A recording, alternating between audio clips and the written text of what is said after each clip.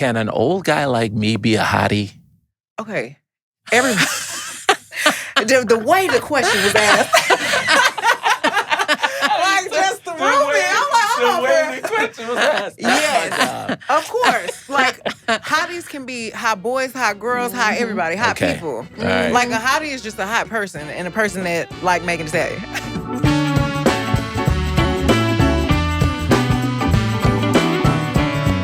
This episode of IMO is brought to you by Progressive Insurance. How are you? I am good. I'm doing really good. I'm feeling hot girl summery, but we'll get to that later. What's do been the going on hotties, can you be a guy hottie? Well, we'll find out, All right. but I don't know. We gotta Maybe. find this out. But that means you really got to be hot. I know. I might not qualify. You got to have a little, like, you'd have to have that T-shirt off and 3 buttons down. I'm definitely not hottie. But what you been up to, Craig? So, we just came back from the opening of the OPC, the Obama Presidential Center. Yes. And this may not air until later, but yeah, we just did that. That was a wonderful experience. It was just, it was just really full circle. Yeah. For us to be able to open up that. It's not even just a presidential center, it's a campus. Yeah. And seeing it activated for the first time, users in it, the community using it. It opened on Juneteenth, so there was just a lot of love and good feeling. I mean, it really and it did our a number on my heart. Right our down neighborhood. the street from all of it. Yeah, But, so that was really nice. But while I was there in Chicago, of course, in between all the things we were doing, I stayed at an Airbnb and I did an Airbnb experience that I wanted to share with you. Oh, so now remind me, the Airbnb experiences, are these in addition to, you can sign up? Do you have to be in an Airbnb? So what I'm finding out is, if you stay at an Airbnb, you can choose an experience, but you don't have to stay at an Airbnb in order to do an Airbnb experience. Oh, that's great. Yeah. So that's really neat to know, because I didn't know that until I started getting involved with it. But this one was really a cool experience. What'd you do? We got to design our own sneaker, and I have mine right here. Oh, my goodness. So this started out as a all-white Air Force One. And then you colored it in like a kindergartner. It does. I know it looks like a 5-year-old did this, but it's like you were never the artistic one. I was not. Everybody in our family is artistic except me. I know. But what do these colors remind you of? IMO. These are the IMO colors. Way to be. Well, did you figure that out all by yourself? I did. I did this. So my creativity. So with the orange, did you pick the orange? I picked this orange to go with the orange in our logo. But the shoe came blue, with the orange. I'll get to that part. Excuse me. No. The shoe did not come with this leather on the back there. I added that leather. And I was going to stencil in IMO, but we ran out of time. Well, that's the main part. Can you take it back and get that done? This is a work in progress. I think I'm going to add some more color to this, but I found the laces, which are the color of the dot over the I in IMO. And if you notice, I got these little eyelets on the laces, but it was really fun. It's a great effort. It was really fun, really therapeutic, and I look forward to my next. Are you going to wear those? As soon as I finish them, I'm going to wear them. I was really pleased with her. I was really proud of myself. Really proud of myself. So. Well, that sounds fun. Maybe one day when I go back to the center, we can do that. That'd be a fun. That would be. That'd be a fun group activity. That would be a good family activity. It would be. Yeah. See whose shoe would be better. Better would be mine. Yes. Now we can get down to business. Now that we have fully explored your kindergarten shoe, we can do what we came here to do. I'm so excited for our guest today. I love this woman. We only met once, but she left a deep impression on me because of her energy, her spirit, there's a maturity and grace about her that I just don't think a lot of people can see from her persona, but it is there. She's smart as a whip, and I can't wait to talk to her more. We just met her briefly. I just met her briefly. Mm-hmm. You've known her, and what I would say is that she reminds me of someone who would be in our family. Mm-hmm, mm-hmm. Immediately very warm, very welcoming, and just a sweetie. So let me give her a proper introduction. So hailing from Houston, Megan Thee Stallion is a 3-time Grammy-winning recording artist, philanthropist, and entrepreneur. Over the course of her career, she has earned 3 Billboard Hot 100 #1 hits and has been honored multiple times for her advocacy efforts, which we're going to get into as well. Megan made history in 2022 as the first Black woman to appear on the cover of Forbes' prestigious Under 30 issue. So it is Baby billionaire. Our pleasure to introduce Megan Thee Stallion. Welcome to IMO. Thank y'all for having me. Yes. Yeah, girl. What an intro. That's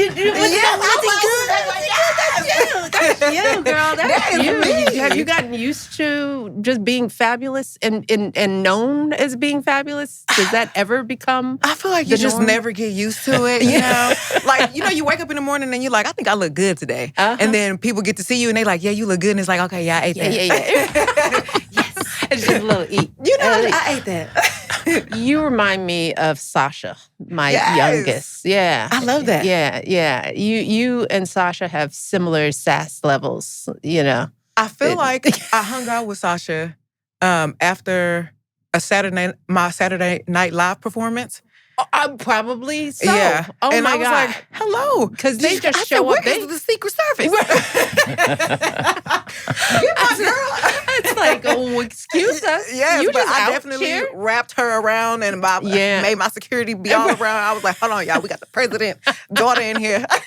And she just is all up in it. But your energy is is so familiar. Yay. I love that. I feel the same way. It's like family.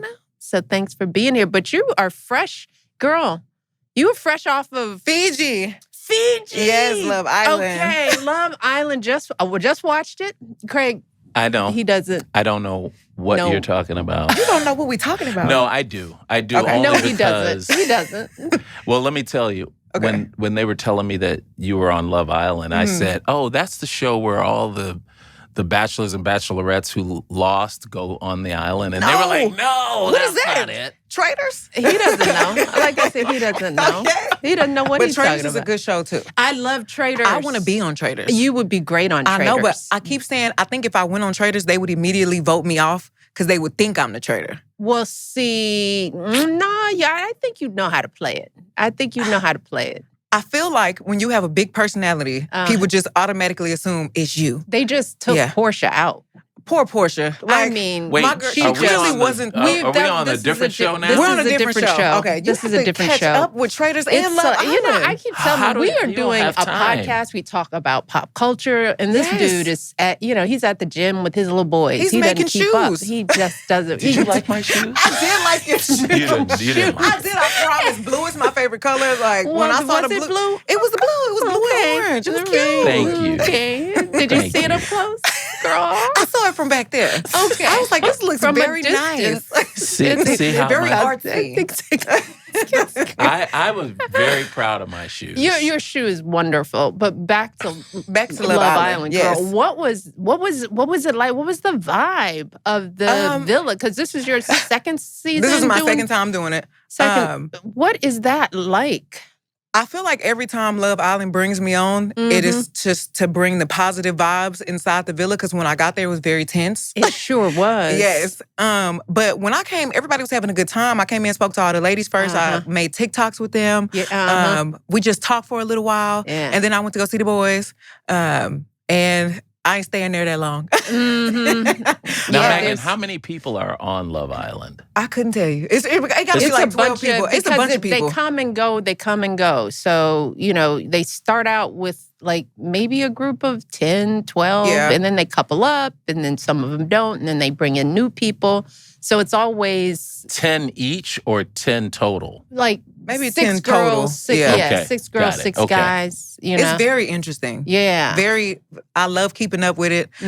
Something about watching people's love life unfold on TV. It's a sociological study. Yeah. The men in my life, my husband, my brother, they just don't understand reality TV and the love of it. But I was like, it is like a It's sport. like my fix. Like, yeah. Because you are always analyzing, well, what would I do in that situation? And then why did you do that? Right. And, that reminded me of the time that, it's very like live playhouse. Like, this is a scenario that I probably would never be in, but I like putting myself in their shoes. I know. I keep saying, oh my God, why'd y'all do this? I don't get that. Why did you say that? Did you forget you was on TV? Yes. It's like, don't you know there are cameras everywhere? But I feel like at the end of the day, when you're famous or you're putting yourself in a position to be seen by so many, whether you're an artist, whether you are the first lady, just anything like that, like everybody's watching you. Everybody have their eyes on you all the time. And you just have to remember these people are humans. Yeah. And I feel like sometimes we forget that about people that we're watching on TV, people we see in magazines. It is amazing. And I feel like we got to remember to have a little compassion because they're still just humans. At the end of the day. And they're young humans at that, but making regular mistakes that we all make. But they're just on camera. That's all. Because to be honest, a lot of ladies and men make these same mistakes. Yes, but these people are just on national TV doing it. Exactly. Yeah, that just seems so cringy. And no! That is not the word we use. Oh, cringy. No, it's entertaining. And it's life, Yes. It is like people I at don't their think I'd be best able to and watch worst. it. I mean, I don't want to see people at their worst. You get to see people learn lessons and find love. I love love. I do too. Yes. So when I see people thriving and doing good, like it brings a tear to your eye. I'm no like, oh matter my gosh, what. y'all really like each other. I love like that. The letter exchange.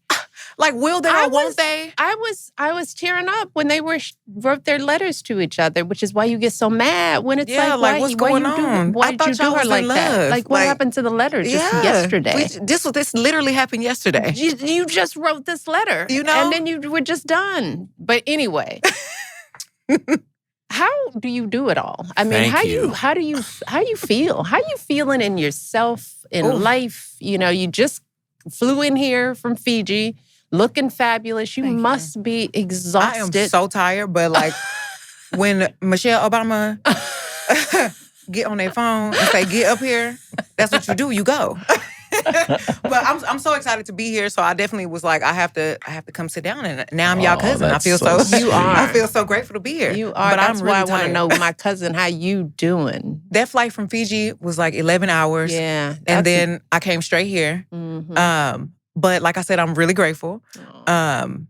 Being me it's a roller coaster. Yeah. Like some days I feel like yes, like. Hell yeah. We on top. It's like, I'm doing it, yes. But then some days I feel like, oh my gosh, I need to go get under my bed. Like, I don't want to see anybody. I don't want anybody to see me. I'm so tired. I'm tired of people talking about me. I'm just tired. Yeah. But then I have to take a step back sometimes and realize I'm very blessed.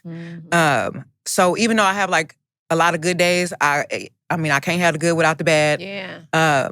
But what I've been learning lately is how to like express more gratitude. And just like, instead of praying all the time about can I have, like I start praying and saying like, oh my gosh, I'm so thankful. Yeah. I'm glad I have this. Like, yeah.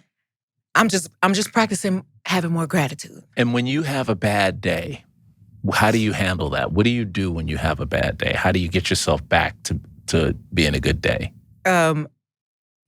I used to feel like when I have a bad day, I have to do something to fix it. Like maybe I need to call my therapist and I need to tell her everything that's going on right now. And you need to tell me something that's going to fix it right now. I need you, what's wrong with me? Help. Make this go away. Make it feel better. And then I used to think like, okay, well, I just can't think about it because I have things to do. And which I do. Like I can't be under the bed all day. I got to go perform. I have to go do an interview. I have to go to things for my foundation. Like I always have something to do. So I can never like just wallow in how I feel. But that's how I used to feel. Then I started realizing, okay, I need to take these couple of days to myself. I need to have this week to myself. Because then I start learning, like, there's nothing anybody's going to be able to say to me that's going to fix it in 10 minutes. There's nothing I'm going to be able to do to hurry up and put a Band-Aid over how I feel right now. Yeah. So I've learned to just feel what I'm feeling and just feel it. Like if it's pain, if it's sadness, I have to express it. I might get under my bed and cry. I don't know, but I have to feel it. That's right. Because I'm never going to be able to come out of it if I don't get it out of my system. Well, you got to practice. You have to practice your way through all kinds of feelings, right? You got to build the muscle, just like you learned. Like, I thought that not talking about it or trying to fix it right away was the answer. But you had to go through it enough to realize, you're going to have to develop some muscles, some tools to deal with these times. And the only way you develop them is to do it, but it takes some time, and the fact that you are the age you are and you're learning that now. It took a lot to get here, though. But you 12 years old, girl. Oh, please. You 12 and a half. But I feel like I've experienced, like, so much, though. I don't know, like, I've went through a lot of different emotions over the years. Yeah. And still even talking about being happy sometimes make me emotional. Yeah. Because I definitely used to, like, be like, okay, you got to be strong. You got to be tough. I must be going through all these things because I'm supposed to be some kind of example of how to be tough and how to be strong. So I never wanted to cry or, like, feel anything.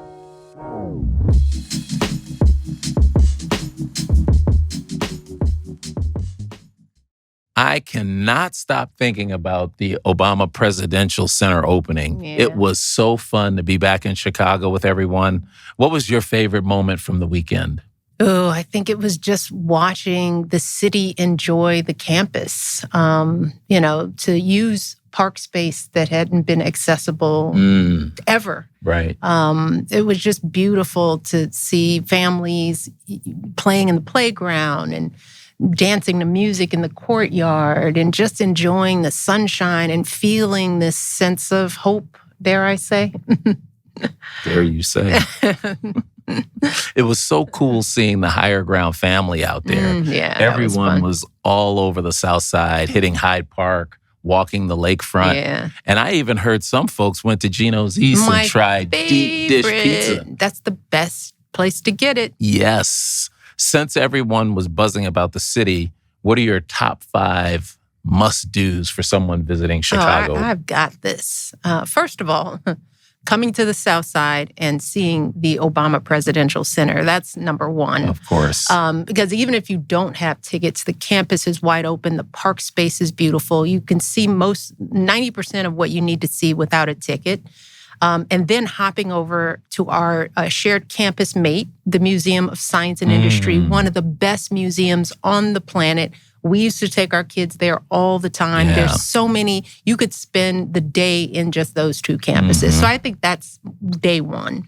Next, I'd say on a nice clear day during your visit, take an architectural boat tour. Love it. It's like the most beautiful way to see the city from the river into the lake. You see all the landmarks, the historic landmarks, all the beautiful sights. It's a great way to experience the city. And then I think you gotta hang out in Millennial Park around Buckingham Fountain because it's a beautiful park. You're on the lakefront. You see the Chicago skyline in an interesting way. So those are some of my must-dos, along with eating anywhere. The food in Chicago, you got to get an Italian beef. You got to get your deep dish pizza. Got to get some rib tips. Got to get some ribs. But I could go on. Yeah. Chicago is my favorite city on the planet. It is one of the most beautiful cities, well-planned, easy to experience, and very welcoming. Boy, I'd agree with all of that. Whenever there's a big event, from a sporting event to, let's say, a presidential center opening, it attracts a ton of travelers. So if you've got an extra room, a guest house, or you're heading out of town yourself, listing your space on Airbnb can be a great way to earn some extra income. During the opening weekend for the Obama Presidential Center, we were able to meet people who had traveled from all over the country to be there. Plus, there's something fun about helping someone experience your hometown. Mm-hmm. So the next time a big event is coming to your city, consider listing your space on Airbnb. Your home could be part of someone's favorite memory from that trip. For sure.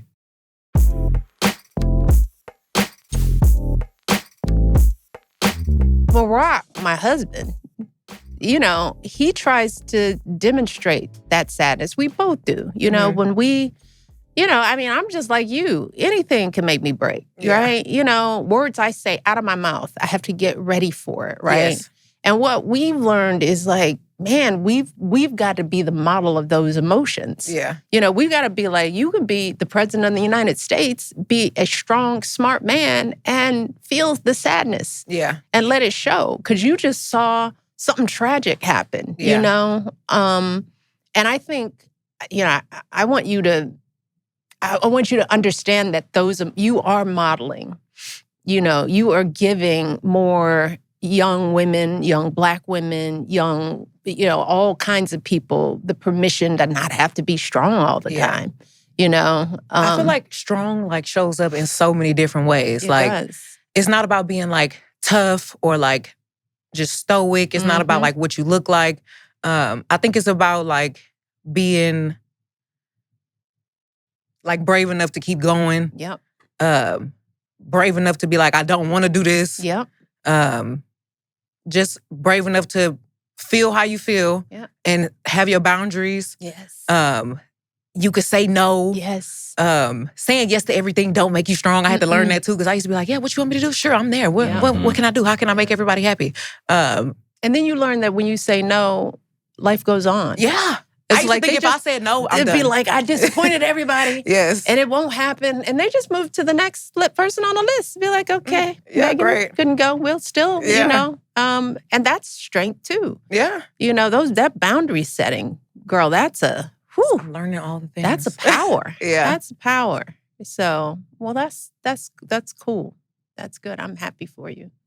I'm happy that you're getting there. And you're going to always be working to get there, Definitely. I am. It's an everyday thing. It's an everyday thing forever and ever. And that's a good thing. I just started journaling. Not that I just started, but consistently doing it. Yeah. I'm okay. I feel better to write it down. Mm-hmm. Even if it sounds ridiculous. Yeah. I'll go back and look at what I wrote sometime and I'll be girl, what was going on? Doesn't matter, right? What is this scrabble? What is this? But I was dang, I can't believe I felt like that 2 weeks ago. And then this is where I am today. Yeah. And even looking at what I wrote 6 months ago, I'm girl, hello? Really? We made it. We made it. You're still here. We made it. Congratulations. Still here. And not just making it, but thriving. Yes. I mean, you are just doing killing the things. It. You were doing all the things, and showing up in a beautiful way. Well, thank you. You are so welcome. That makes me feel very nice. You should. You should. We were talking about, Craig and I, about just childhood. We go there a lot here because it's that's the side of us oftentimes that makes us who we are, and I started thinking the familiarity that I feel with you. I don't know whether it's that Houston, Chicago thing. I think so. That kind of the southernness of our upbringing, it just, we were both curious about what was Houston, what was baby Megan like? What was Houston like? What was the neighborhood like? What was your bedroom like? What was, I just want to picture all that. Okay, where can I start? Mm. Okay, so I'm from the south side of Houston. Mm-hmm. And for probably the first 7-8 years of my life, my dad was in jail. Mm-hmm. And it was me, my mom, my grandma, and my great-grandma. Mm-hmm. So I was raised around all women. Yeah. And me and my mom lived with my grandmother at first. And then we moved out. We got an apartment and then my dad got out of jail. So then now it's just me, my mom, and my dad all the time. And my dad is my bestie. My mom is my bestie. But me and my daddy were how old were you then when he got out? 7. Uh-huh. So it was, really adjust to what was going on because I sleep in the bed with my mama all the time. Yeah, really. And then now it's the man in here. I like you, but like this is my mama. What you mean I can't sleep in the bed? Like what's going on? And what made you and your dad be besties? I don't even know, to be honest. Like, I don't know when it clicked in my head that he was not against me because he took my sleeping spot. But once, because my mom went to work all day long, so it'd be me and my dad at home. And once I started spending more time with him and we start figuring out, okay, we got a lot in common. I was his little shadow. Like, I wanted to do everything like my daddy. I wanted to be just like him. I looked just like my daddy. He was just so cool, and he just taught me so much self-worth at such a young age. Like, even if I didn't know what he was talking about, like, now that I'm older, I'm like, okay, I can see where my daddy was coming from with that. But he was just giving me so much advice and so much, like, just speaking so much life into me from so young. I just carry it with me as an adult. Yeah. And then my dad passed away when I was 14. So then now it's just me and my mom again. And then now it's really me, my mom, and my great-grandmother and my grandma. And I'm going back and forth between my grandma's house and my mom's house. And my two grandmas were like another set of parents. And my great-grandma was just like the best lady in the neighborhood. Did your grandparents live in a house, neighborhood? In a house, Yeah. My school was like right next to my grandma's house. And like a lot of my classmates would come because I never walked to school before. My mama would always take me to school or my grandma would take me to school. So once my mama had to start dropping me off at my grandmother's house so she can go to work and I could go to school, I went to the school my grandmother taught at. Oh, your grandmother's a teacher. Yes. Yeah. So like a bunch of the kids from school would come like pick me up from my great-grandma's house and walk with me to school. It was such a great experience. Like living in like the neighborhood and everybody in the neighborhood loved my great-grandma. We call her Big Mama. Yeah. She used to just be giving money out, giving candy out, like just giving love and advice out. Like you couldn't pass by my grandmother's door without her giving you something. So I think I learned like a lot of my kindness and like generosity from my great-grandma. And she just always taught me like, my grandma was not rich. Like we didn't have a lot, but I thought I was a princess. I thought I was the princess of the neighborhood. I didn't know we was poor. Right. Because they took care of me so much and they made me feel so good. I didn't realize what we didn't have. I only knew what I had and I knew I was so thankful for it. Yeah. Like her biggest thing that she always wanted me to do was go to school. She wanted me to go to college. So I did. And I thought I was going to be a nurse. Well, everybody was supposed to be a nurse. Everybody was supposed to be a nurse. That's right. So I started going to PV, AMU, and I was like, okay, I'm going to be a nurse because my grandma said I should be a nurse. I did not even want to be a nurse. I just wanted to go to school because my grandma wanted me to go to school. Were you always this personality? Were you always talking? Yes, running my mouth. And when I get in trouble at school, it's for talking. But when did you know you wanted to be a performer? Oh, let my grandma tell it. It was probably like 5. But me, like my mom was a rapper. Right. So then that was very interesting growing up in a house where everybody's an entrepreneur. My mama definitely had a 9 to 5, but like when she came home, she was my mama's a rapper. Yeah. And I'm watching her write songs. I'm going to the studio with her. So I kind of just assumed I was going to do that too. What you do. It was a possibility. Like I didn't know that the family business. Yeah, I was like, okay, yeah, I do this too. So I would like take her CDs, like, because back then it would be like all the instrumentals would be on CDs. So I would steal her CDs and I would start writing. She'd be like, have you seen my CD? And I'd be like, no. I don't know what you're talking about. Right. So I would be writing every day after school. Did you have your own bedroom in your grandparents' house? Oh, no. Not in my grandma's house. Well, why would I even say that? Yes, I did have my because I was like, I bet your little I'm thinking about my great-grandma's house. Right? Yeah. No, at my nanny house, I definitely had my own room. And my nanny loved a good project. So we definitely would like, it was like we was decorating that room every day.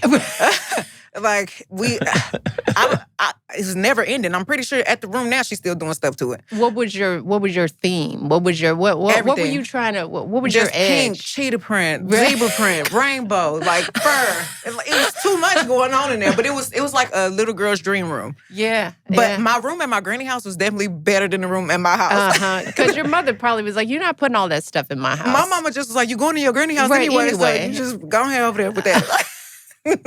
But Nanny, she definitely loved a project. So she just let me Well, I don't know if y'all have Big Lots in Chicago. Yeah. Okay, yeah, we'll be at Big Lots, Walmart, Dollar Tree, all kind of stuff. Anything I see that look like it could go in my room, Nanny getting it for me. What was your favorite thing in your room? I had like a pink satin comforter. Oh, yes. Yes, and I would go in my room every day and just like slide. Yes, like I know I'm home from school. I'm excited. I'm just sliding in the room. Yes. And I just feel like I remember the smell of these like feathery pink pillows I had. Yeah. Like, you know what the plastic on feathers smell like? Yes, that's what I remember about my room the most.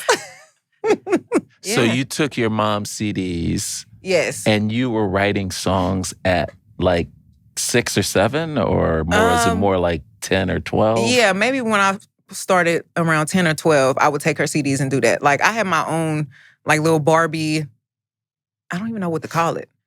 There was a thing that Barbie had at the time, and it played instrumentals for some reason. I missed that. Yeah, but I don't think it was a popular toy. It was just like random songs on like this little Barbie speaker. And I started writing songs over the Barbie instrumentals.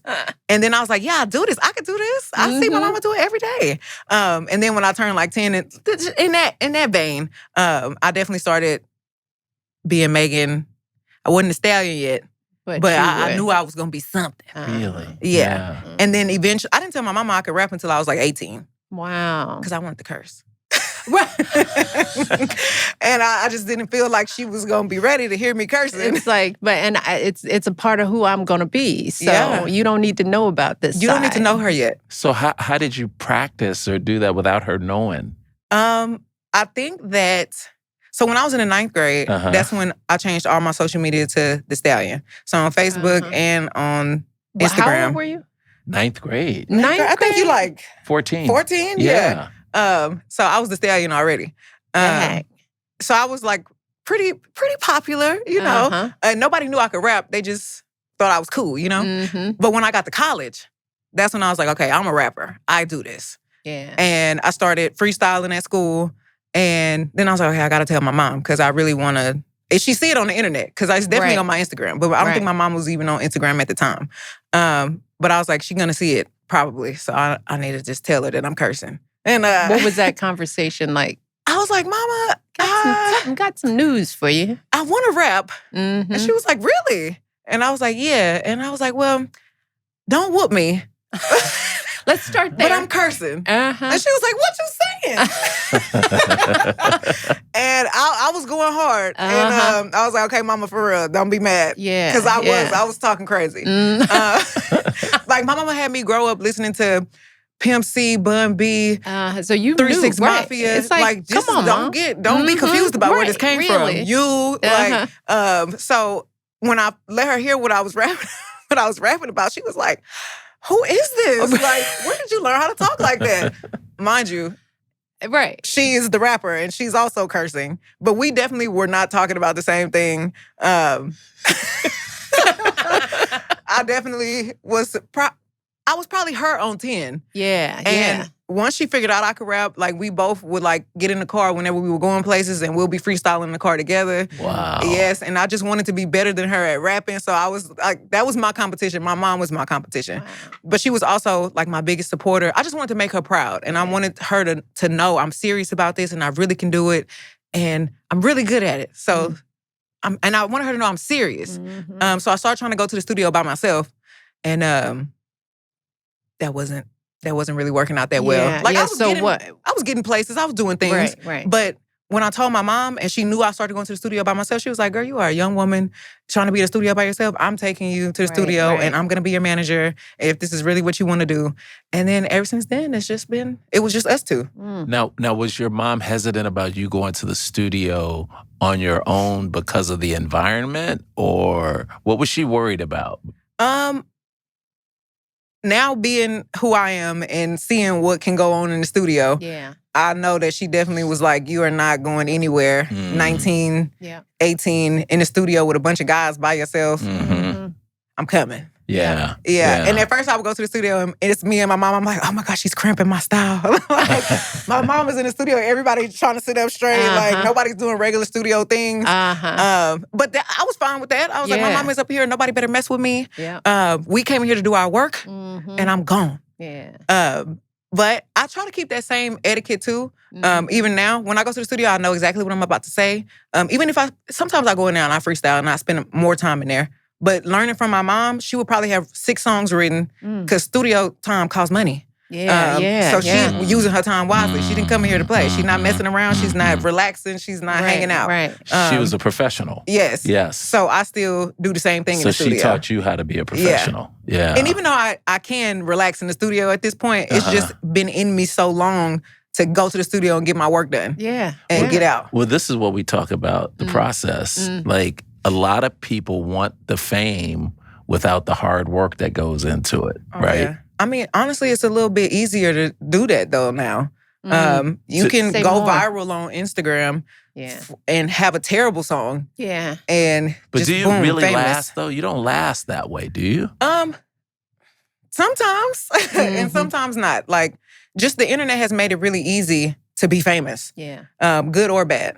So I think I think you can tell the difference between people who really love what they do and people who just want to be famous. And like, I feel like I fall on the side of I really love what I do.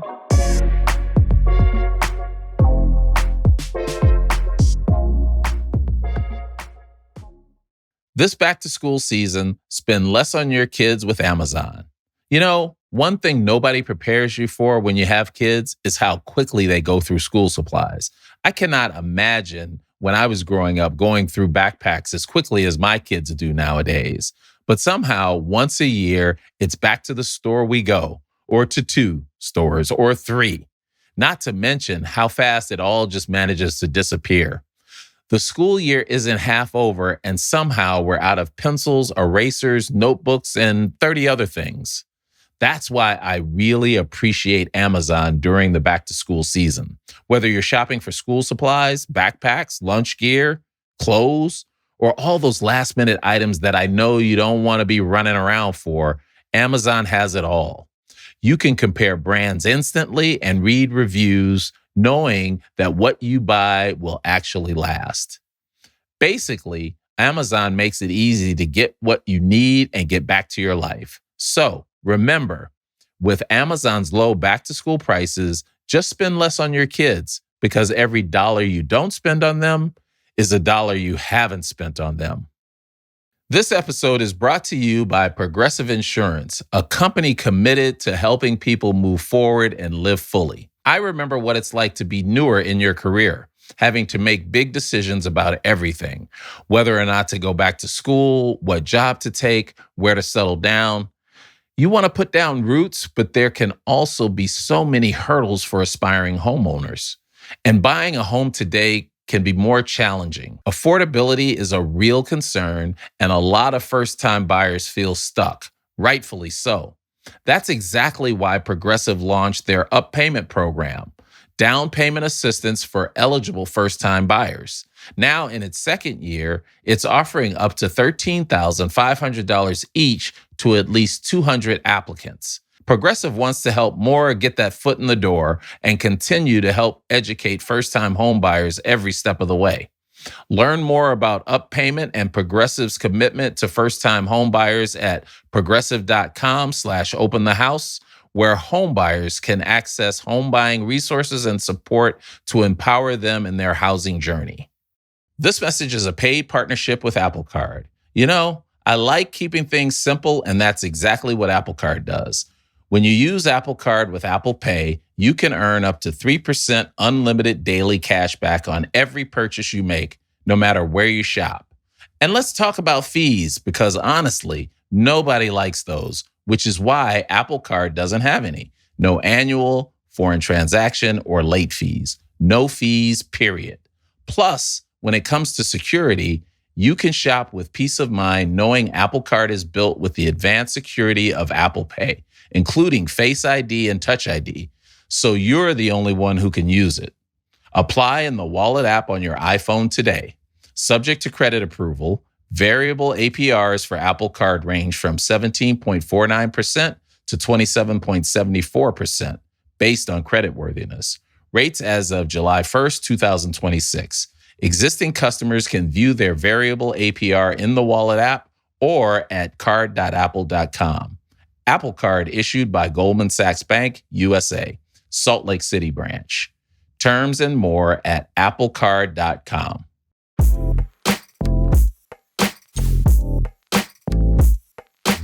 Did you have to learn how to be in and out of your different personas? I mean, I just think about you were one kid at your granny's house, and then you were another kid, when you went home. Were you doing that throughout life? Like, were you one kid in school? Were you another when you were a rapper? I mean, were you even bifurcating like that? Did you know that was going on? I think unintentionally, like, I'm the kind of person who shows up for everybody in the way that they need. Yeah. So I think maybe my mom and dad needed me to show up this kind of way at home. Yeah. And then my grandma needed a baby. So I'm letting her baby me over here. At school, I'm this kind of friend. Yeah. As an artist, I'm this kind of artist. Like, I feel like I just am able to, like, get in pockets of what I feel like people need from me. And I've been doing that for a long time. Is that exhausting? Sometimes, yes. Yeah. Yeah. So what do you need for you? I don't know. Okay. I'm still figuring that out. Yeah. I don't know. That's a really good question. I'm still working through that. Yeah. Like, some days I wake up and the one thing I know that I like to do is make music. Yeah. That's my favorite thing. I don't want to change that. Yeah. Everything else I'm still figuring out. Can an old guy like me be a hottie? Okay. Everybody. the way the question was asked.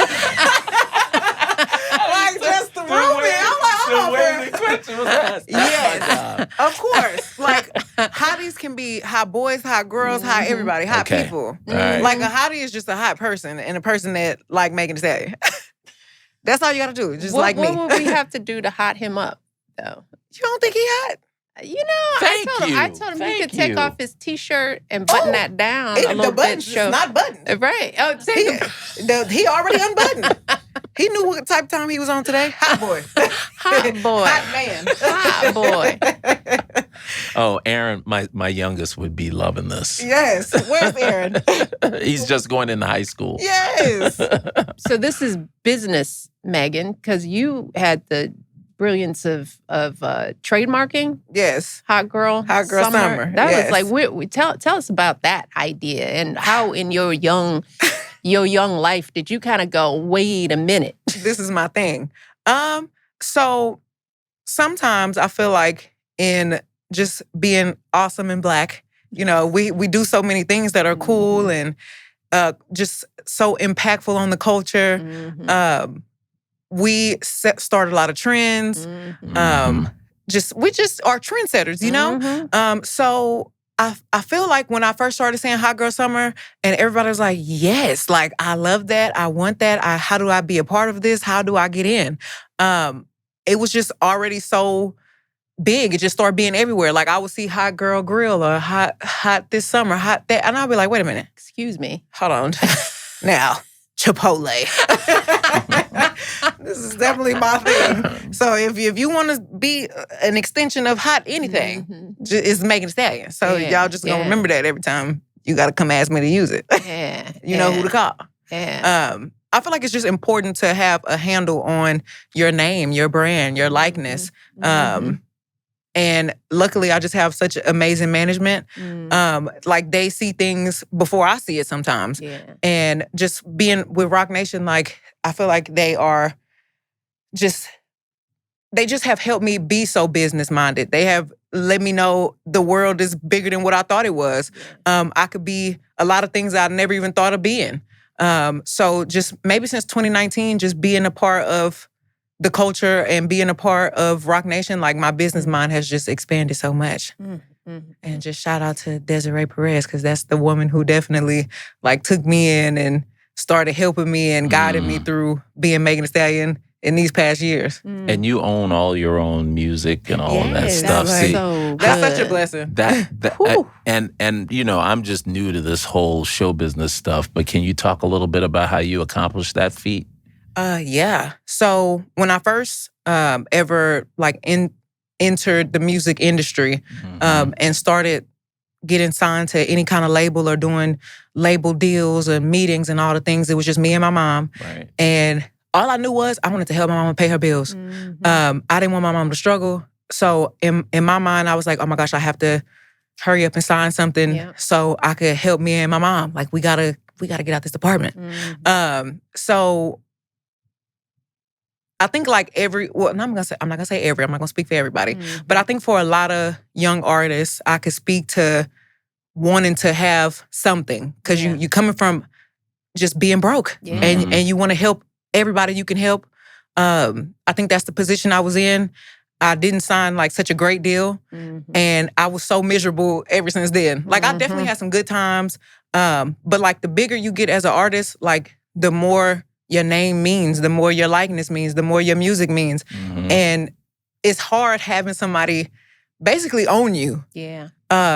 And sometimes it could be these phases where you don't even feel like making music. Like it feels like for me, it felt like I was doing it all for nothing. Yeah. Somebody talking to me crazy, somebody telling me what I can and can't put out, somebody trying to control my artistry. I just was not having fun. Like I was like, if this is what music is turning into, I don't want to do it. So luckily I was able to, get out of this deal. And ever since then, I was like, I don't ever want to be in a position where I feel like somebody has their foot on my neck. Yeah. I don't ever want to be in a position where I feel like somebody can openly disrespect me and be like, go get on that stage after this, or put out this music. Or actually, no, you can't put out music. Right. I never wanted to be in a position where I feel like somebody owned me. So everything that I've done, like going forward, has been Hot Girl Productions, my own label, in partnership with somebody else. When I think about that a lot, when I see more female entertainers embracing themselves and their power, and I always wonder, knowing the industry, it's like, well, is that the saying or is that actually happening? You know what I mean? Like, are we in charge? Or are we in charge, right? Because I think about videos that are, sexually explicit. I was like, well, whose idea was that? Is one thing if it's the artist's idea. Yeah. But then I'm like, are there times when it isn't? And I know you've pushed through that, but, what do you see in the industry when it comes to, female empowerment? It's like, are we in power? Or or is that what you're supposed to say? Is that what we're supposed to say? I feel like it's tricky because for me, I've always been really expressive, okay? Like I've always known exactly what I wanted. Yeah. So any situation I walked into, like I might not have had all of the knowledge that I have now, but I definitely will put my foot down about who I was and what I wanted to look like and who I want to be and what my message is. I feel like I was always pretty clear about that, so I didn't walk into any situation where anybody had to build the person I was. Like I already came here Megan Thee Stallion. Yeah. So is y'all gonna hop on this train or what? Like this is what this it is. This is me. This is who I am. Right. And I feel like maybe in some instances with a lot of artists, not just girls, not just women, some artists don't know who they are or what message they're trying to convey or how they want to be seen or perceived. They just know that they can do music or they have this talent or this skill and all they know is they have that. And when you're really young doing it, it take a while for you to find yourself. But luckily, I was able to have my mom at the time and my grandmothers and just being brought up the way I was. I already knew who I was when I came in the industry. I didn't have all the knowledge I have now, but I already knew who I was. So I think it's easy to get in a situation when you're trying to figure out who you are as an artist and you start listening to what everybody at the table has to say, you start listening to what the internet has to say, and you let other people build your personality. So you're going to go through a few phases. You're going to go through a few things that you maybe look back on and be like, now, why did I do that? That's so not me. But I feel like sometimes you have to give like some artists grace because they're trying to figure it out, but unfortunately they're doing it in everybody's face. That's right.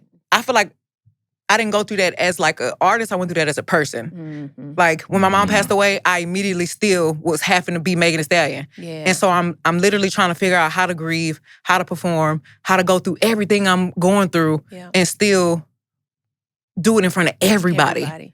Yeah.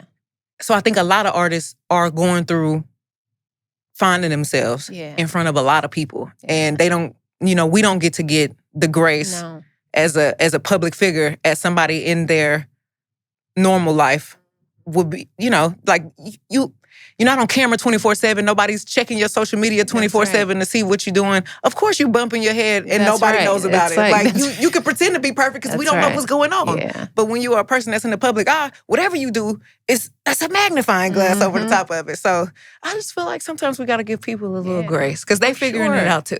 For sure. How have you managed it? I mean, how are you learning to manage it? What are some real clear do's and don'ts? Let me just tell you one thing I learned. I just can't take it in, It's like I have social media, I've got followers, all that sort of stuff, but I don't have it on my phone. Same. Okay. I had to get there. Yeah. So I definitely had to realize, okay, what is triggering me? What upsets me? What's making me feel sad? Yeah. And how can I control my own emotions? I can't control other people's emotions. I can't control what they say. I definitely had to start coming to the realization, if somebody has chosen not to like you, there's nothing you're going to be able to do or say to make them like you. Like, every day I would think, dang, everybody hates me. Okay, what can I do to make it better? Like, what can I say? Like, how can I be? How can I dress? What can I do to make people like me? And then it just started really clicking over time. Like, it don't matter what you do. Like, you could look your best. You could feel your best. You could deliver your best speech. You could deliver your best song, your best performance. If somebody doesn't like you, they're just not going to like you. Yeah. And they might not even, per se, not like you. But if people on the internet are going to talk regardless. Yeah. People are going to have their opinion. There's nothing you can do about it. But you want to know what I can't control? Not having it on my phone. I don't have to see it. Like, I don't have Twitter. I don't have Instagram on my phone. The two apps I have on my phone is Pinterest and TikTok. And I have a lot of puzzle apps on my phone. Oh, me too. Games. I love the games. I got every game you can think of on my phone. And my whole TikTok algorithm is like aliens and Frenchies, French bulldogs, and I don't even have TikTok. People will send me something. Yeah. And then I can see it for a second. Yes. And that's about enough. Because if I really like it, then that's what I'd be doing all day. I feel like I get a lot of food videos from TikTok. See, I'm glad I don't have that. I gotta keep TikTok. And sometimes I'll go down a rabbit hole and be like, girl, get off this. But luckily, TikTok is one of the apps where your algorithm is so curated to you. Yeah. That is I just see what I want to see. Right, it's the joy. Yeah, if you go look for something bad, then it starts popping up on the algorithm. It's right there. I had to learn that too. I was like, why am I seeing this? It's right there. Get this off my phone. Well, it's a good message for the hotties out there. Yes. It's like, because you've learned the lessons. Yeah. And you don't have to be Meg Thee Stallion or Michelle Obama. It's true. It's the same thing is true for all young people trying to find themselves and relying too much on what their phone says. Yeah. It's like it's got to be a part of being a hot girl. It's like, let it go. Put it down. Don't take it in. Yeah. It's not real. It's not true. It's not a clear reflection of anything other than what somebody happened to be going through when they said something horrible. Oh my gosh. And you can't psychoanalyze everybody and everything. So I feel like it's easier said than done. It is easier said than done, which is why you have to keep saying it. Yeah. Because it is true. You found it. Even though it's easier said than done, you found that by doing it, you've earned back more of your sanity. Yes. I know I do, and they still say crazy stuff about me, You want to know what's crazy? So, like, from the outside looking in, when I see, both of us can probably relate to this. I see so much positive Michelle Obama content because that's what I'm looking for. Like, that's what I want to see. My algorithm is curated to say positive things about Michelle Obama. Like, I love that Michelle Obama's a tall queen. I love everything that she does in the health space. She be dressed. Have y'all seen what Michelle Obama had on today? Like, these are the these are the things that I see, like positive things. But then for some reason, when it's you yourself seeing things, it's always something horrible. Yeah. Like, I never see bad things. Like, it'll be like a trickle here and there. I'll be like, oh, this is hate. This is hating. Like, if you hating on Michelle Obama, like, but when it's you're not you, okay. It's the same thing. But people tell me that too, and I'll be like, what do you mean? I'm seeing it all the time. That's like, right. That's right. There's a lot of Megan Thee Stallion hate. And then my manager be like, girl, what part of the internet are you on?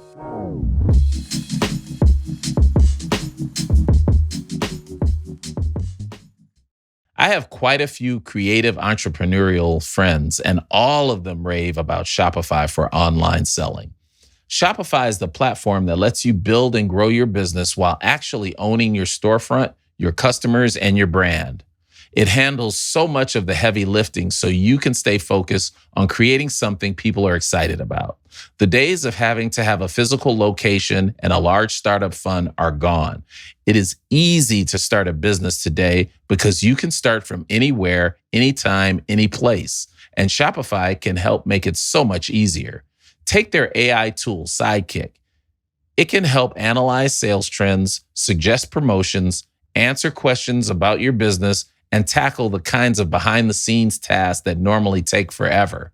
We love doing this show so much, and we love to be able to do merch for it someday. When that day comes, we'll definitely be using Shopify. If you want to know how good it feels to have a business of your own, go to shopify.com/IMO and see what Shopify can help you accomplish. Some clothes look good on the hanger, and some become what you actually grab each time you leave the house. August always gets me thinking about that. Before fall hits, I want to make sure I've got the right pieces in the rotation. That's why I shop at Quince. They specialize in effortless, high-quality essentials that are built to last. If you've seen me at all in the last few months, you've probably seen me in their 100% organic cotton mesh stitch sweater polo. I have gotten so much use out of this sweater. It fits great, holds up wash after wash, and it's one of those rare items that always seems to work no matter what the day looks like. Quince offers all their inventory at prices that are 50 to 80% less than similar brands, working directly with factories to cut out the middleman. I also love picking up gifts for Kelly on their site. She raves about their jewelry. Upgrade your everyday. Download the Quince app for app-exclusive offers or go to quince.com/IMO. Get free shipping on your order and 365-day returns. Now available in Canada and the UK too. That's QUINCE.com/IMO.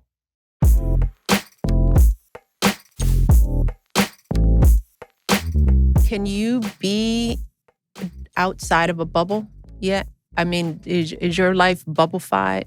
Yes. So what are some of your escapes? Speaking as a bubbled up as another person. bubble community member. As another bubble community. How are you breaking out of your bubble? You know what? Like recently I've tried to start like going back out like publicly more again. Like even if it's as simple as going to dinner. Yeah. It was a point in life I didn't want to do anything. I didn't want to go anywhere. I don't want to be filmed eating. I don't want to be filmed getting coffee. I don't want to be filmed talking to people. Like just bye. I'm not going outside. And I would be like a vampire in my room in the dark all the time until I had to go be social. Right. But like I feel like my glam team, like a lot of them are, my best friend is my hairstylist. So like even as Kellen, even as simple as going to dinner with Kellen or like T. Ferris is like a brother at this point.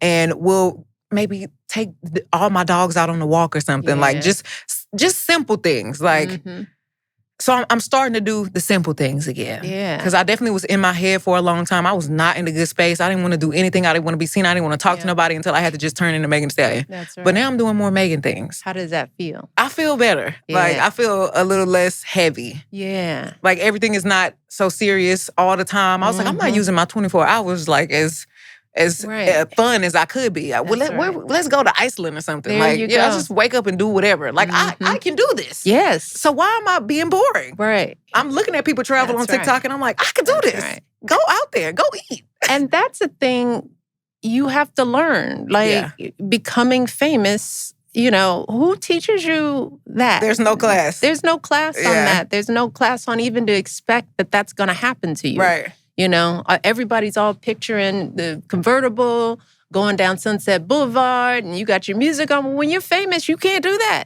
No. You don't even want to ride in a car. It's like I just started driving. I just, for the first time, drove in a car with my daughters by ourselves. What? That was their Mother's Day gift for me, and I could cry, right? Yes. Because they don't live in a bubble, as you've seen. Mm-hmm. And one of the reasons is like they did.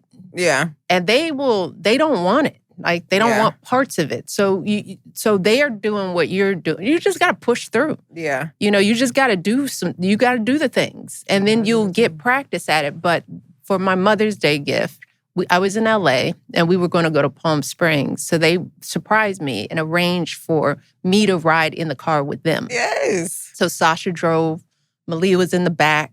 And how did you feel about being a mom in the passenger seat? It was good. I mean, Sasha was a good driver. I had never driven with her because we couldn't drive with them when we were in. Well, I still can't. I mean, we are driven.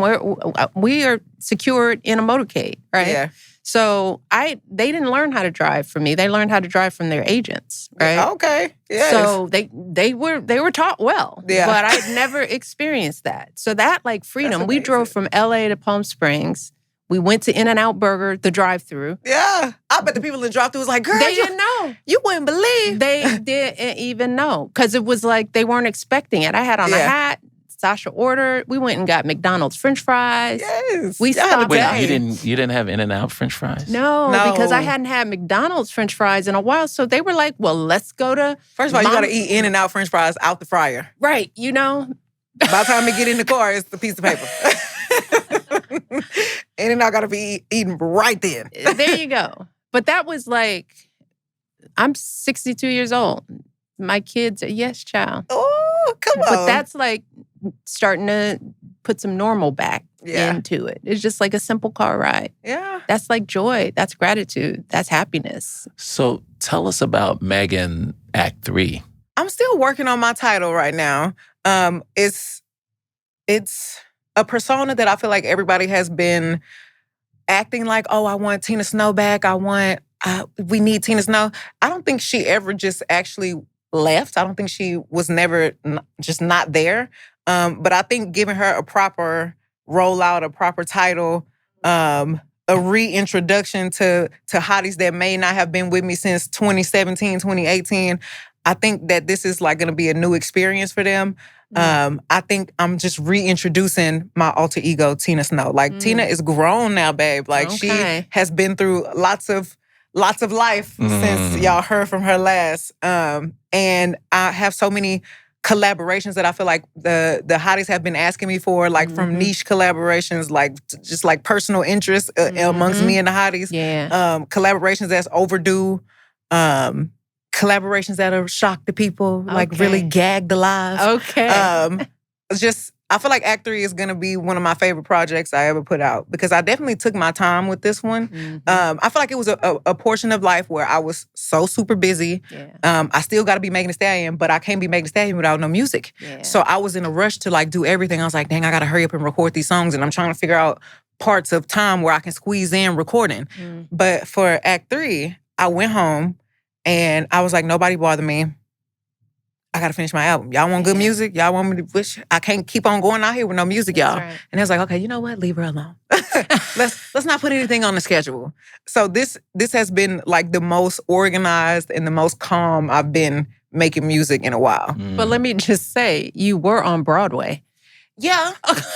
I was definitely writing music during Broadway. You know what? Yeah. That's a little crazy. It's like they left me alone, but then I did live Broadway. And then they left me alone again. Broadway was like so much fun. Like I am committing myself to at least going to 2 Broadway shows every year. I do it at least once a quarter. I'm going to go. I went I missed you.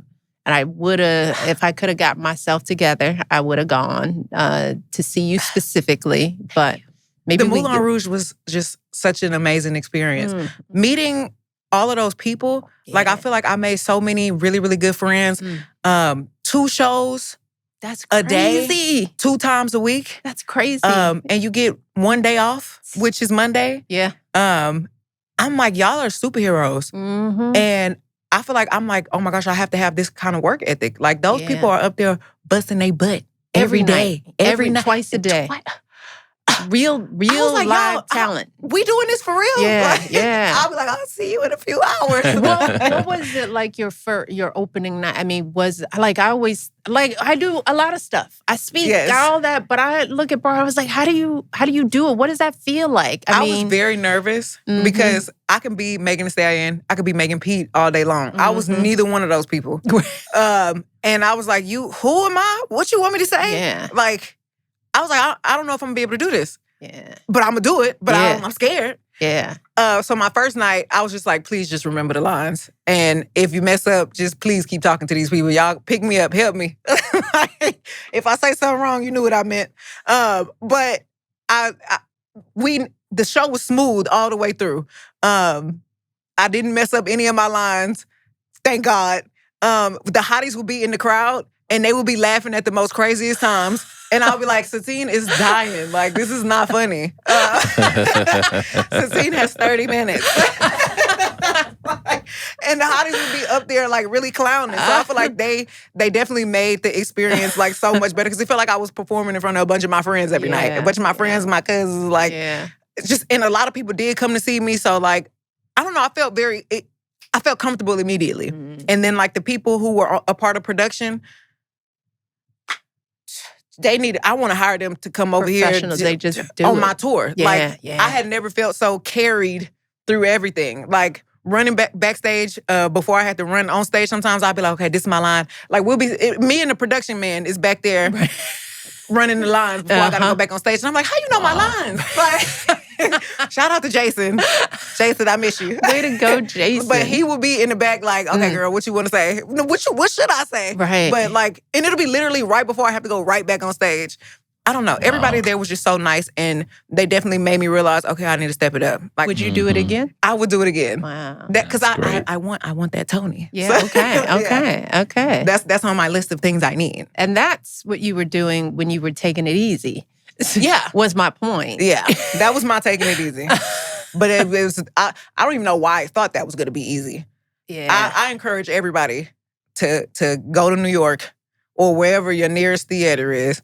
And I don't care what it is, you need to go watch that's some real whoever talent. is on that stage. Because there's so many talented people. People we never heard of. Yes, and they're working so hard. And they're so good at what they do. Yes, it's such an experience. So I highly encourage people to go congratulations. Support the theater. Thank you for taking that risk. Yes, I was so nervous. I had never done anything like that before. But now I'm like, yeah, what else y'all want me to do? That's what I was about to say. You put your cape on. Yes, like, they had me up there singing. I said, oh my gosh, then they wanted me to sing Chandelier. I was looking at everybody like, who about to sing this? But y'all think I can sing? And it was like, you can sing. I was like, I could do a lot of things. If I put my mind to it, I could do it. But let's see how it sounds. And I was able to put my own spin on it, and I think it was very entertaining. And, I thought about what my mom would say. She would be like, you better get out there and get on that, stage. Yes, and you don't better go out there. Yeah, don't go out there and embarrass me. So I was thinking like, dang, how could I make this be Megan? Like, it's Ziegler, but how can I make it Megan? And I just had fun every night. The Tony opening. Yes. The opening number. Oh, man. So iconic. I was like, y'all got me up here with Pink. It was a killer opening. Yes. And you held it down, girl. I did. Thank you. You held it down. Is there another bucket list thing? I'm really like wanting to take my artistry bigger. Like, I don't only want to do music. I do want to get into acting. That's just something I really want to pursue right now. Like, I'm trying to figure out what space do I fit in? What do I do next? Like, so, Queen Latifah is my girl, and I'm definitely like a student of hers. Yeah. And luckily, I'm also a friend of hers now. And I always got to give her flowers because she is she's so amazing. Inspirational. Yes. Yeah. And I'm like, okay, Queen Latifah, this is my route. This is who I'm modeling this after. Well, Megan, we try and offer some advice to our listeners. Okay. By letting our listeners ask a question. Okay. So we have a question for you. For me? Yes. Okay. From Gigi, who's in California. Okay, Gigi. Hi, Mrs. Obama and Craig. My name is Gigi. I'm 35 years old and have been working out on and off for 10 years. Lately, I've noticed changes in my body where it's a bit harder to lose weight than it used to be. I'm very proud of what my body has accomplished over these years, but I can't help feeling frustrated with these changes. Your dedication to fitness has been so inspiring. What are some realistic approaches for maintaining your fitness motivation, especially on days when you don't want to? How do you maintain your health as you get older? Well, Gigi. Mm-hmm. It's like, well, and Gigi and everybody. It's like I try to tell all my young people, I don't know if you started to see this because you're still 12.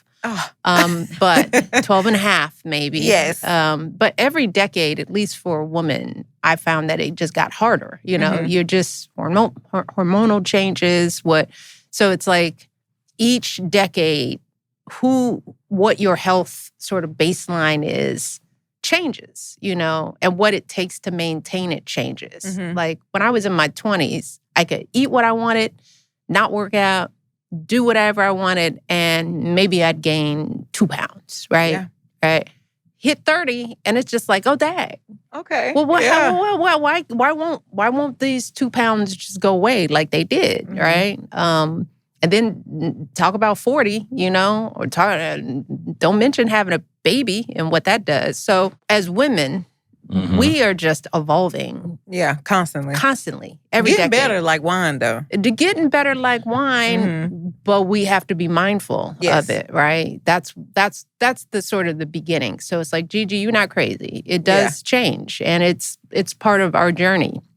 And so for me, I've had to kind of first understand my baseline, sort of what am I when I'm healthy? Yeah. What does that mean? You know, is that physical strength? Is that, you know, is that weight? Is that how my clothes fit? You know, understanding how do I feel? Am I sleeping well? Am I feeling tired? Do I feel grumpy?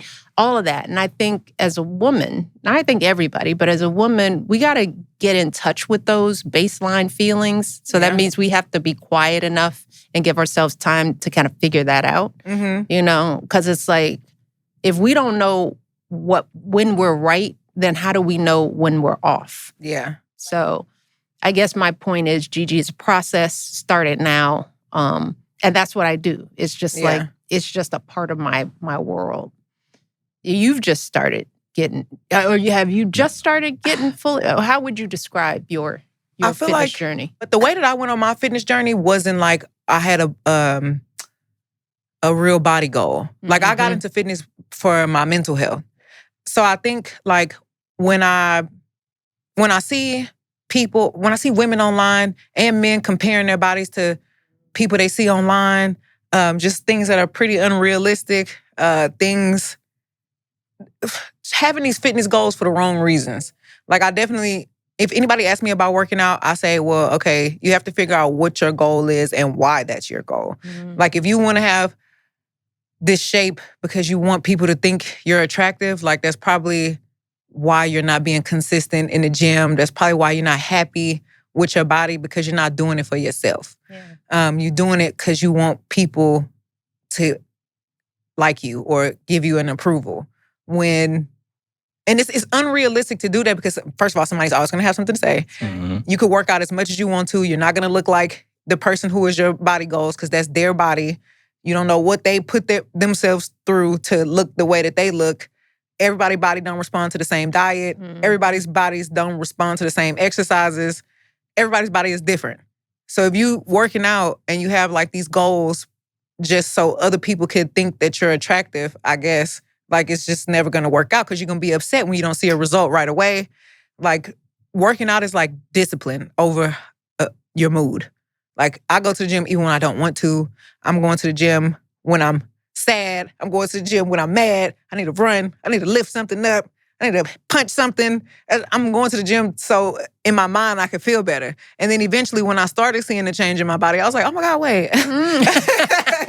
Wait, I like what I see. And I feel good. So now I'm working out with purpose. Yeah. Like I was going because I was just trying to get lost in something else besides whatever thoughts I was having Get at out that of your moment. vampire lair. You know, I got out of my lair and I went to the gym. And that became my other lair. Mm-hmm. And then I did start seeing changes and improvements in my body. And I didn't know what my goal was at first. I didn't know what I wanted to look like. I just wanted to get my body moving and my mind moving. I just wanted to be distracted. Kind of like when you're driving, you can kind of zone out a little bit because you are only focused on the road. Yeah. So when you're in the gym, I feel like it's the same thing. Like I'm only focused on what I can control in this moment right now. Like I'm only thinking about these weights. I'm only thinking about finishing this run. I'm only thinking about getting through this Pilates class. This hurts. Like this is the only thing I'm thinking about. And then eventually you get in the swing and you get in the mood. And then you go home and you're like, girl, I done did all this work. I'm not about to mess this up. Yeah, like that's right. I can have a little bit more discipline because I'm starting to like what I see. Mm-hmm. I'm starting to like how I feel. And even if it's like a slow burn, like it's you're not gonna. That's the best burn, right? Yes. The slower the transition, the longer and more the results. sustained it will be. You know, that's the other thing. It's like quick results don't last. They don't last. So you want to be, if you're trying to lose weight, you want to lose a pound, or two. You need to be kind to yourself and kind to your body, because when you get frustrated, you give up. Mm-hmm. You don't see something fast enough, you give up. Yeah. You fall off one day, you don't want to get back on. Like it's just it's not a race. That's right. It's definitely a long. Yes, it's a marathon. I was like, what's the word I'm looking for? It's a marathon. I agree with both of you. Mm-hmm. And the one thing that I would share with Gigi, because Gigi's saying that she's frustrated with the lack of results, and sometimes that frustration can lead to a kind of depression because you're like not getting the results, so you're like, I'm not doing this. And the only thing that I would add to what both of you have said, which so eloquently, is that I have found that having a workout partner, somebody you go with, make it a community, and then when you do get frustrated, you've got a team around you that says, all right, you got to keep going. And, I like that. For me, it's, I've got a family full of people who are like, all right, let's go for a walk. Let's go do this. When you don't feel like doing something. I think it's really important when you've made it a part of your process, when you've made a working out part of your process, in order to keep it going, it can't be a sole endeavor. Yeah. It can be at times, but in the long run. Some people are good at that. Some people are good, but it's not natural for humans to not be social, even when they're working out. So I can't add too much more to that. Well, because I grew up as an athlete, so Yeah. I was trained at a young age to, all right, I got to get some exercise. And no matter what happens during the day, I got to get up out of this chair and go for a walk, or take the kids to the gym and rebound for them if I'm just doing that. Pilates has definitely been that for me. Yeah, I've been doing a lot of Pilates now. Yeah. Do you the reformer solo, or do you do in a class? I take a class, Okay. And I didn't think Pilates was a real thing at first. It's a thing. I thought it was a myth. I thought all these ladies was just snatched and just in yoga pants. I don't know. I was like, girl, tell me how you got those abs. Like, make me understand. Because I just saw you just by doing that one little move. No, I saw you 6 months ago and you. Yeah. But now you got abs. And my friend was like, Pilates. I was like, no way. Like, no way y'all little ladies is in here strictly doing Pilates and now y'all all ripped up. And then I started going to Pilates. I was like, oh, it hurt. It does. It does. This is whooping me. It is. So now I'm like a regular at Pilates, and I do see a difference in my body. But I'm somebody who has to be stimulated. If I'm gonna take a class, like, I need to be moving. I need you to be yelling. I need music. Like, I need intensity. And I feel like the Pilates class I take is very intense. Yeah. They ain't messing around in there. Yeah. They Is it wanna like leave a a solid resort. core? No. Okay. But actually, I don't know what solid core is. I'm just now getting hip to this new Pilates, and I'm like, okay, so I need to go to New York, and I need to go to solid core. It's a reformer kind of class, but it's more intense a lot of times. Solid core sounds serious. They do, it's like you're on the megaformer and you, like, let's say you hold a plank, but you're going to hold it for 3 minutes. Oh, baby. And then they're going to have you crunch in from the holding position and small little movements. I'm going to try it. You're sweating your butt off. And, you know. I feel like my Pilates class is really intense.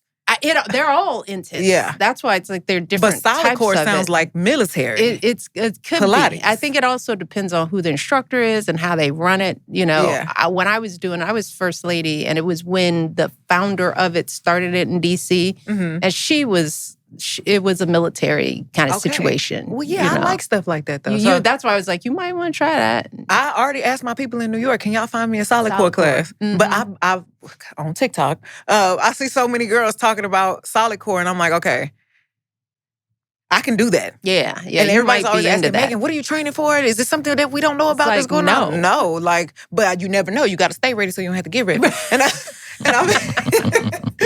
feel like the little ladies that is in solid core, whatever's coming up, they ready. So I need to join. They are ready. I need to get a part of Well, they got a ton of them around here in DC. I know you're not going to be here for a while, but right after this, I'm going. Okay, I'm leaving. Okay, you can protect me from those aliens. I might need to. Yeah, but don't play. I know. Because y'all know about them.